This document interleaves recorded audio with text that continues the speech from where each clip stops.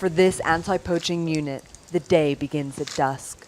After a meal of cabbage and sweet tea, the rangers grab their rifles and march off to their night's work, protecting rhino.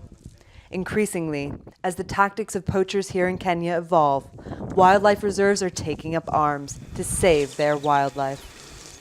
Na bado inabidi uende ukoe mnyama, so hapo nayo iko riski hapo. This work is risky, and you may end up losing your life. But I am determined. I don't think much about the risk, but I'm determined to do what I need to do to save the life of that animal. Lakini kwa sababu ya kujitolea inabidi nifanye hivyo ndio nijaribu kuokoa hiyo mnyama. Benson is part of a new Kenya Police Reservist anti-poaching team based out of Old Jogi Ranch to protect the approximately 65 rhino living here, in addition to elephant, leopard, and other wildlife. In May, a ranger was shot dead here by poachers.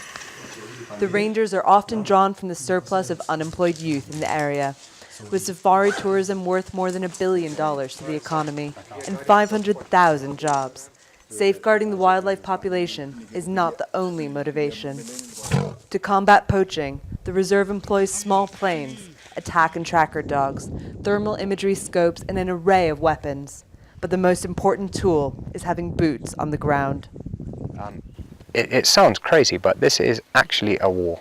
It is organized crime on an international level, and it's completely out of control. And these are the guys frontline who are having to put their lives at risk in order to protect these animals. So this guy was... Poachers killed 4 rhino here just last month, in the deadliest attack Kenya has faced in over 25 years, bringing the number of rhinos killed by poachers so far this year to 22, compared to a total of 59 last year.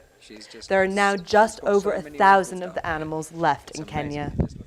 Across the continent, poaching is reaching unprecedented levels, fueled by global demand for ivory and horn, particularly in China and Vietnam, and pushing the price of rhino horn higher than gold. If the rhino go, in my opinion, what's next? The elephant, buffalo? Where does it stop?